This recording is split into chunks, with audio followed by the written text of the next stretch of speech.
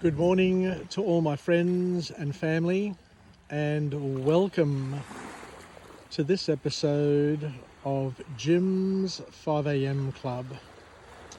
What I'd love to do today is to go through an old classic, a book that was published in 1945, many years before I was born, and is entitled The Great Divorce, a book that was written by a famous classical author named C.S.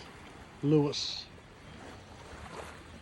Some books entertain us, others challenge us, but this book, The Great Divorce, does something which is even rarer. It unsettles us in a way that simply lingers on and on. C.S. Lewis takes us on an eerie bus ride from a bleak, ghosty grey town to the threshold of heaven. The passengers, thin and insubstantial like shadows, are invited to step into a land more real than they've ever known, a place so solid that even the grass hurts their feet. But here is the twist.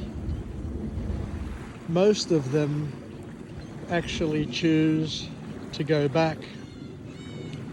Through surreal encounters, Lewis reveals that the great divide between heaven and hell isn't about geography, but about the heart. It's about the loves we cling to, the grudges that we nurse, and the pride we refuse to ever put down. So the first key message from this book is where we look at heaven and hell, and where C.S. Lewis says that heaven and hell are the most natural outcomes of what we love most. Lewis shows us that eternity simply magnifies the choices that we make in life. If we love ourselves, our grievances, and our illusions more than truth, we drift towards what he calls the grey town. If we love truth, on the other hand, humility and God, we step into what he calls the light. Heaven isn't forced upon anyone. It's accepted or refused by our actions and by our focus. The next point that C.S. Lewis makes is where we look at refusing to let go of sin and how it actually keeps us from experiencing joy. The book is filled with passengers who can't enter heaven because they simply won't release something. They won't release their bitterness. They won't release their intellectual pride, or they won't release their controlling nature. Lewis makes it very clear sin isn't just about bad behaviour. It's the anchor that keeps the soul from ever rising, and freedom is found in simple surrender, not in arrogant, egotistical rebellion. Many of the ghosts believe freedom means doing whatever they want, even in defiance of goodness. But in heaven's light, true freedom is revealed as the surrender of one's selfishness.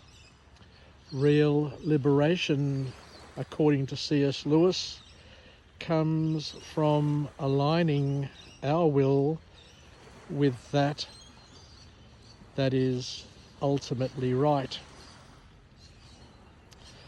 And another powerful message that comes from this book is that pride blinds us to our need for grace.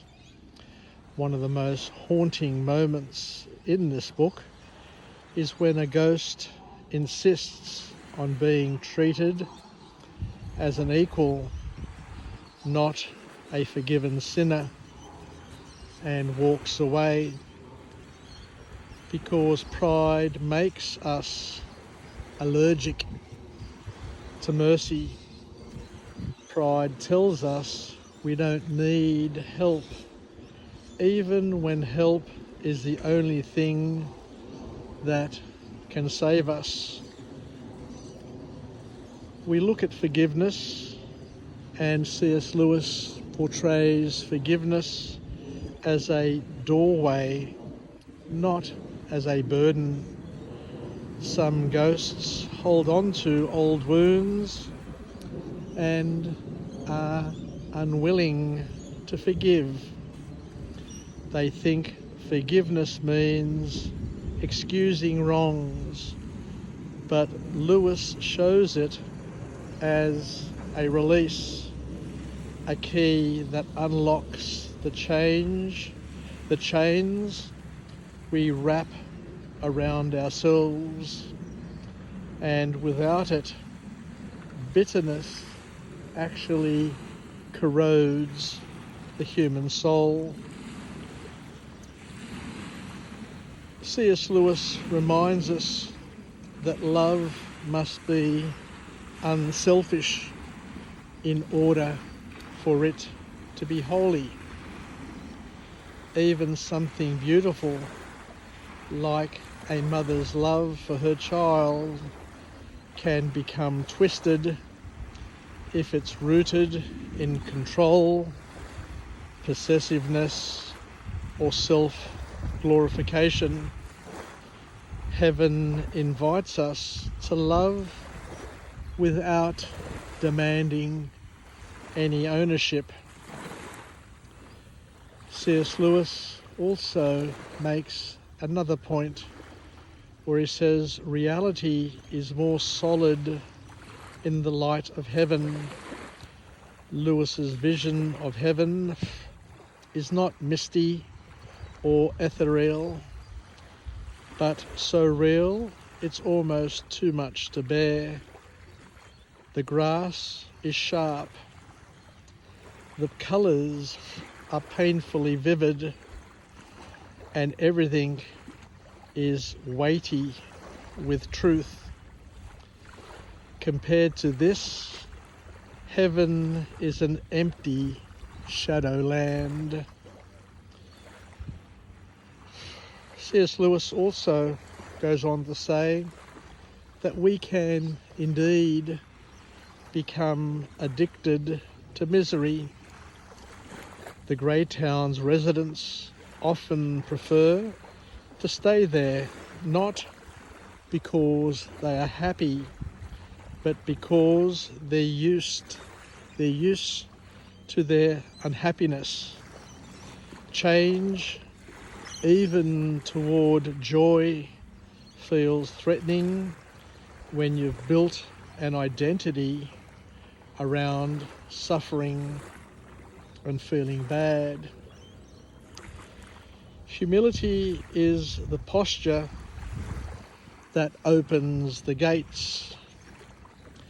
The ones who begin to enter heaven are those who admit their need, who let go of pride, and who approach with open and humble hands, because heaven requires the courage to say, I cannot save myself.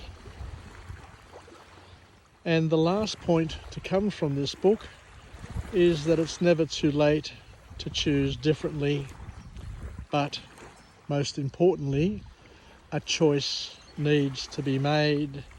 The bus ride is a metaphor for the opportunity to have in life to step towards the light. Every day we're choosing, but once we grow too comfortable in our refusal, the choice becomes harder, is the key point.